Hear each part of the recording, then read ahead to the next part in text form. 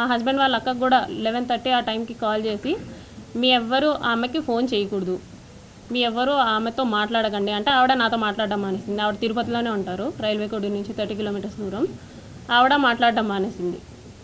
ఇదంతా అయిన తర్వాత January 7th నేను నిన్ను పెళ్లి చేసుకోలేను, నువ్వేం చేసుకుంటావో చేసుకో, నువ్వేం చేస్తావో కూడా నేను చూస్తాను అని చెప్పారనమాట.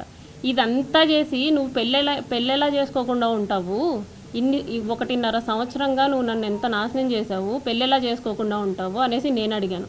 అంటే నేనైతే పెళ్లి చేసుకోను, నా రీజన్స్ నాకున్నాయి, నేనైతే పెళ్లి చేసుకోను, నువ్వేం చేసుకుంటావో చేసుకో అనేసి అన్నారు.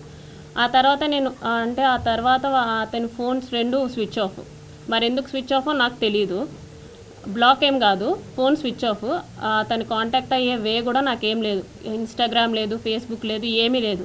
అవన్నీ బ్లాక్ చేశారో మరి తీసేశారో నాకు తెలీదు. సో నేను డైరెక్ట్గా వెళ్ళా వాళ్ళ ఊరికి. మా ఊరి నుంచి 12 కిలోమీటర్స్ దూరం ముక్కవారిపల్లికి సార్తో మాట్లాడడానికి వెళ్ళాను అనమాట. అంటే ఇతన్ని ఎమ్మెల్యేగా నిలబెట్టిన అతను ముక్క రూపానంద రెడ్డి అనేసి ఉన్నారు, ఆయన్ని కలవడానికి వెళ్ళాను. ఇతన్ని కలిసి ఏంటి అనేసి అడగడానికి వెళ్ళాను. వాళ్ళెవ్వరూ నాతో మాట్లాడడానికి రెడీగా లేరు. ఈవెన్ వాళ్ళందరికీ ఎప్పటి నుంచో ఈ విషయం తెలుసు. నేనే 1.5 years నుంచి కన్వే చేస్తున్నా ఏంటని.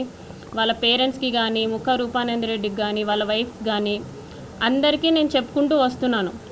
పోలీస్ కంప్లైంట్ ఫస్టే ఇవ్వచ్చు, కాకపోతే ఇప్పటికీ నా కంప్లైంట్ తీసుకోలేదు ఎస్పీ ఆఫీస్లో తిరుపతిలో. ఇంత జరిగిన తర్వాత కూడా నేను ఎస్పీ ఆఫీస్కి వెళ్తే అక్కడ ముందే ఇన్ఫర్మేషన్ ఉందంట, ఈ అమ్మాయి కంప్లైంట్ తీసుకోకండి అనేసి. ఇక్కడ కోడూరులో పోలీస్ స్టేషన్కి వెళ్తే వాళ్ళమ్మ నా మీదే ఎఫ్ఐఆర్ ఫైల్ చేసిందంట, నేనేదో బ్లాక్మెయిల్ చేస్తున్నాను అతన్ని అనేసి. ప్రూఫ్స్ లేవు, వాళ్ళ సేఫ్ సైడ్ వాళ్ళు చూసుకుంటున్నారు. నన్ను మీట్ అవ్వడానికి ఎవ్వరూ రెడీగా లేరు. ఎన్నోసార్లు వెళ్ళా, మా మావయ్య కూడా వచ్చారు, మా మావయ్య భాస్కర్ ఆయన కూడా వచ్చారు, ఆయనతో పాటు వెళ్ళాను అనమాట.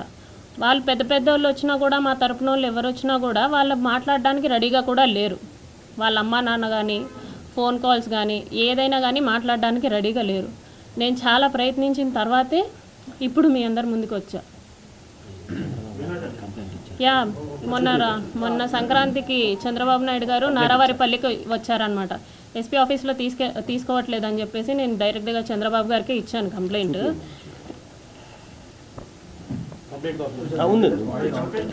ఇస్తా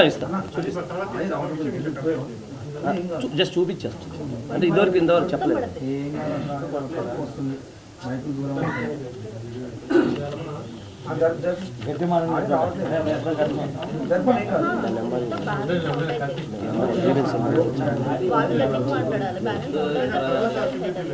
అయిపోయింది జస్ట్ 2 minutes.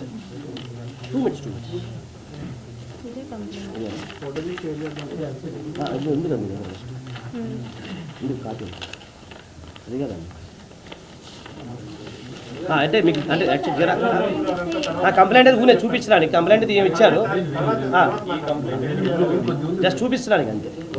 ఓకే, ఏమన్నారని చెప్తాను. గ్రీవెన్స్ నెంబర్ ఇచ్చారండి నాకు, అంతే. నెంబర్ చెప్పండి, ఎంత మీ దగ్గర గ్రీవెన్స్ నెంబర్ కూడా చెప్పండి.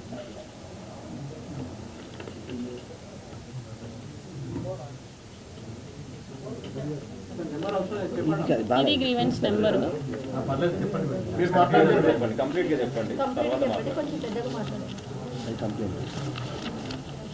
కంప్లైంట్ తాలూకు గ్రీవెన్స్ కంప్లైంట్ ఇచ్చారు చంద్రబాబు గారికి, ఏం చెప్పారు?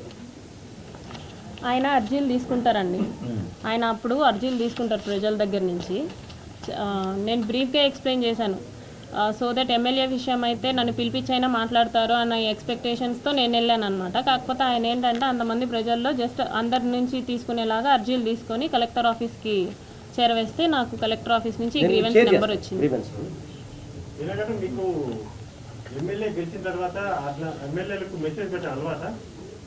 మా ఎమ్మెల్యే కాబట్టి నేను పెట్టానండి. ఎందుకంటే నేను జాయిన్ అవ్వక ముందే అతను ఎమ్మెల్యే అయిపోయాడు కాబట్టి, మా ఇంతకు ముందు ఎమ్మెల్యే కొరమట్ల శ్రీనివాస్ గారు.